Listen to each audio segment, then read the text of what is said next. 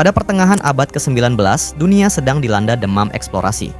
Banyak wilayah di peta bumi masih kosong, terutama kawasan kutub utara yang dianggap sebagai batas terakhir yang belum sepenuhnya dipahami manusia. Di tengah semangat penjelajahan itu, kerajaan Inggris mempersiapkan salah satu ekspedisi paling ambisius dalam sejarah.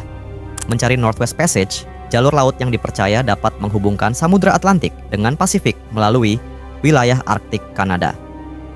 Tahun 1845, dua kapal terbaik Angkatan Laut Inggris, HMS Erebus dan HMS Terror, berangkat dari Inggris di bawah komando Sir John Franklin, seorang perwira veteran berusia 59 tahun yang sudah dikenal luas sebagai penjelajah berpengalaman. Sebanyak 129 orang ikut dalam ekspedisi itu. Mereka membawa persediaan makanan untuk 3 tahun, teknologi terbaru, mesin uap tambahan untuk kapal, serta keyakinan bahwa mereka akan kembali sebagai pahlawan. Namun, mereka tidak pernah kembali. Awalnya, perjalanan tampak berjalan lancar. Beberapa kapal pemburu paus sempat melihat Erebus dan Terror di Teluk Baffin pada Juli 1845. Itu menjadi penampakan terakhir mereka oleh dunia luar. Setelah itu, mereka lenyap. Tahun demi tahun berlalu tanpa kabar. Keluarga para awak mulai cemas. Pemerintah Inggris akhirnya mengirim misi pencarian besar-besaran. Puluhan ekspedisi diberangkatkan ke Arktik, bukan hanya untuk menemukan Franklin, tetapi juga untuk menyelamatkan siapapun yang mungkin masih hidup. Yang ditemukan justru semakin menambah misteri. Pada tahun 1859, sebuah tim pencari menemukan sebuah pesan pendek yang tersimpan dalam tabung batu di Pulau King William. Pesan itu sangat mengerikan. Tertulis bahwa kapal-kapal mereka telah terjebak es selama berbulan-bulan. Sir John Franklin telah meninggal. Dan para awak yang tersisa memutuskan meninggalkan kapal, berjalan kaki menuju selatan demi bertahan hidup. Namun tidak ada satupun yang berhasil. Tim pencari kemudian menemukan kerangka manusia berserakan di tundra beku. Beberapa tulang menunjukkan bekas sayatan. Bekas itu membuat para peneliti percaya para awak terpaksa melakukan sesuatu yang paling mengerikan demi bertahan hidup, kanibalisme. Bayangkan situasinya, kutub utara yang sunyi, suhu puluhan derajat di bawah nol. Persediaan habis. Tubuh melemah, teman-teman mulai mati satu persatu, dan satu-satunya pilihan untuk hidup adalah memakan sesama. Namun itu belum menjelaskan semuanya. Di mana kapal mereka? Mengapa mereka meninggalkan kapal padahal mungkin masih bisa berlindung? Apa yang sebenarnya terjadi selama bulan-bulan terakhir mereka? Selama lebih dari 150 tahun, dunia hanya bisa berspekulasi. Hingga akhirnya teknologi modern membawa kejutan. Tahun 2014, bangkai HMS Erebus ditemukan di dasar Laut Arktik. 2 tahun kemudian, HMS Terror juga ditemukan. Anehnya, kedua kapal berada dalam kondisi sangat baik, seolah-olah baru saja ditinggalkan. Bahkan beberapa jendela masih utuh. Peralatan masih tersusun, seperti waktu membeku bersama kapal-kapal itu. Namun penemuan itu justru menimbulkan pertanyaan baru. Jika kapal masih utuh, mengapa para awak meninggalkannya? Beberapa teori mengatakan keracunan timbal dari makanan kaleng membuat mereka kehilangan akal. Teori lain menyebut kombinasi kelaparan, penyakit, hipotermia, dan tekanan mental memicu kehancuran perlahan. Tetapi tidak ada yang tahu detail terakhir perjalanan mereka. Apa yang mereka lihat? Apa yang mereka rasakan? Bagaimana 129 manusia perlahan menghilang di dunia es tanpa saksi? Kutub Utara menyimpan rahasia mereka, dan mungkin akan terus menyimpannya selamanya. Sekitar tahun 525 sebelum Masehi, Kekaisaran Persia berada di puncak kejayaannya. Rajanya, Kambises II, baru saja menaklukkan Mesir. Namun kemenangan itu belum cukup. Ia ingin menghancurkan Oracle of Amun di Oasis Siwa, tempat suci yang dianggap memiliki kekuatan spiritual besar dan dipercaya mampu menantang legitimasi kekuasaannya. Maka, ia mengirim pasukan besar, 50.000 tentara. Mereka berangkat dari Thebes menuju barat, memasuki gurun Sahara. Tujuannya sederhana, menghancurkan kuil, menunjukkan kekuasaan Persia. Namun mereka tidak pernah sampai. Menurut sejarawan Yunani Herodotus, setelah berjalan 7 hari, pasukan itu dihantam badai pasir raksasa. Angin kencang menelan mereka, pasir menutup jejak, dan seluruh pasukan menghilang. 50.000 orang lenyap, tanpa mayat, tanpa senjata, tanpa jejak. Selama ribuan tahun, kisah ini dianggap legenda. Banyak orang meragukan kebenarannya. Bagaimana mungkin pasukan sebesar itu hilang begitu saja?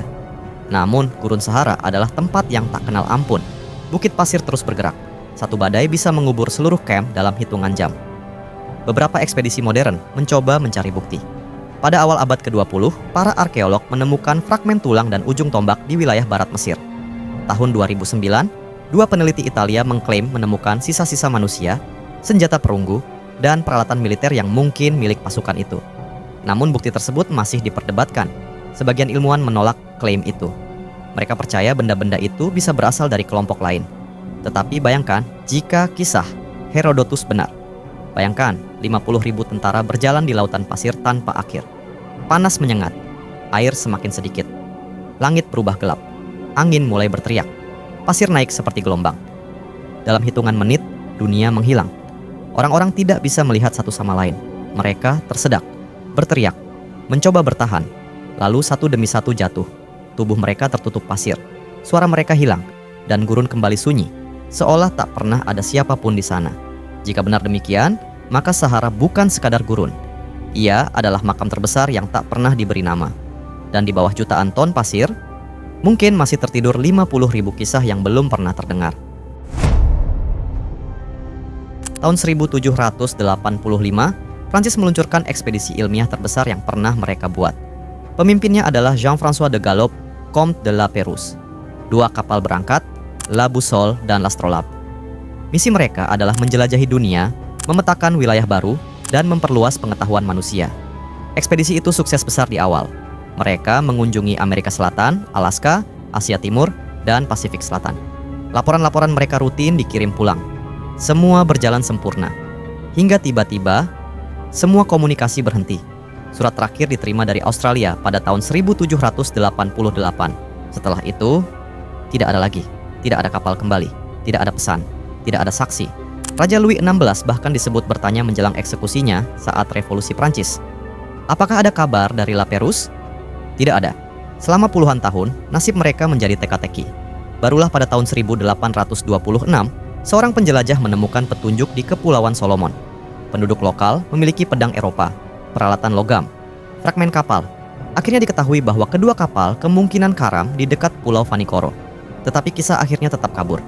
Beberapa awak mungkin selamat. Mereka mungkin hidup sementara di pulau itu, membangun kapal kecil, berusaha melarikan diri, lalu hilang lagi, tanpa jejak, tanpa cerita. Seolah dunia menelan mereka dua kali. Apa yang terjadi di pulau terpencil itu? Apakah mereka diserang? Apakah mereka kelaparan? Atau apakah sebagian berhasil pergi dan tenggelam di laut lain? Laut Pasifik menyimpan jawaban. Dan hingga kini, meski puing-puing ditemukan, kisah lengkap mereka tetap terkubur dalam ombak. Februari 1959, 9 pendaki muda Soviet memasuki pegunungan Ural. Mereka berpengalaman, terlatih, kuat. Tujuan mereka sederhana, menyelesaikan perjalanan ski ekstrim. Namun mereka tidak pernah pulang. Tim pencari menemukan tenda mereka dalam kondisi aneh. Tenda itu robek dari dalam, seolah mereka melarikan diri dengan panik. Jejak kaki menunjukkan mereka keluar tanpa sepatu, tanpa jaket. Di suhu minus 30 derajat. Mayat pertama ditemukan dekat pohon pinus. Mereka membeku. Mayat lain ditemukan kemudian. Beberapa mengalami luka mengerikan. Tulang dada hancur, tengkorak retak. Salah satu korban kehilangan lidah. Namun anehnya, hampir tidak ada luka luar. Seolah mereka dihantam kekuatan besar yang tak terlihat. Pemerintah Soviet menutup kasus dengan kalimat misterius. Penyebab kematian adalah kekuatan alam yang tak diketahui. Itu justru memicu teori liar. Longsoran salju, eksperimen militer rahasia, makhluk misterius, UFO, gelombang infrasonik yang memicu kepanikan. Sampai hari ini, Dyatlov Pass tetap menjadi salah satu misteri paling menyeramkan dalam sejarah modern. Apa yang membuat 9 orang berpengalaman lari setengah telanjang ke malam beku? Apa yang menghancurkan tubuh mereka? Apa yang terjadi di sana malam itu? Pegunungan itu diam, dan mungkin selamanya akan diam. Kolonel Percy Fawcett adalah legenda hidup Inggris. Ia percaya jauh di dalam hutan Amazon terdapat kota kuno yang hilang. Ia menyebutnya Kota Z. Banyak orang menertawakannya. Namun, Fawcett yakin. Tahun 1925, ia berangkat bersama putranya Jack dan teman Jack. Mereka masuk ke jantung Amazon, tidak pernah kembali. Pesan terakhirnya optimis, semuanya baik-baik saja. Lalu hening. Tim penyelamat dikirim, beberapa ikut hilang. Misteri bertambah. Apakah mereka dibunuh suku pedalaman, tersesat, diserang penyakit, atau justru menemukan sesuatu yang tidak seharusnya? Amazon adalah dunia yang bisa menelan manusia tanpa suara. Hutan begitu rapat. Suara hewan tak pernah berhenti. sungai berubah arah, jejak hilang dalam sehari. Bahkan sekarang pun sebagian wilayah belum dipetakan penuh. Beberapa suku lokal memberi cerita berbeda. Ada yang bilang Fawcett dibunuh. Ada yang bilang ia memilih tinggal. Ada pula legenda bahwa ia benar-benar menemukan kota itu dan tidak pernah ingin kembali. Kota Z belum pernah ditemukan. Namun jejak peradaban kuno Amazon mulai terungkap. Struktur tanah buatan, sisa kota besar, jaringan jalan kuno. Mungkin Fawcett tidak sepenuhnya salah. Mungkin ia terlalu dekat dengan kebenaran dan Amazon memutuskan menyimpannya. Tahun 1587, Inggris mendirikan koloni di Pulau Roanoke, Amerika Utara. Lebih dari 100 orang tinggal di sana. Pria, wanita, anak-anak, mereka membangun masa depan. Namun suplai habis. Pemimpin mereka, John White, kembali ke Inggris mencari bantuan. Karena perang, ia baru bisa kembali 3 tahun kemudian. Saat tiba, koloni kosong. Tidak ada manusia, tidak ada mayat, tidak ada tanda pertempuran. Hanya satu kata terukir di pohon, Kiroatoan. Apa artinya? Apakah mereka pindah, diserang, berbaur dengan suku lokal, atau sesuatu yang lebih gelap terjadi? Sampai hari ini, nasib mereka tidak pernah dipastikan. Seluruh komunitas lenyap, seolah tidak pernah ada. Roanoke menjadi simbol ketakutan awal manusia terhadap dunia baru, bahwa ada tempat-tempat di bumi yang bisa menelan peradaban kecil tanpa meninggalkan cerita. Dan mungkin itulah yang paling menakutkan, bukan kematian, tetapi hilang begitu saja, tanpa jawaban, tanpa akhir, tanpa jejak.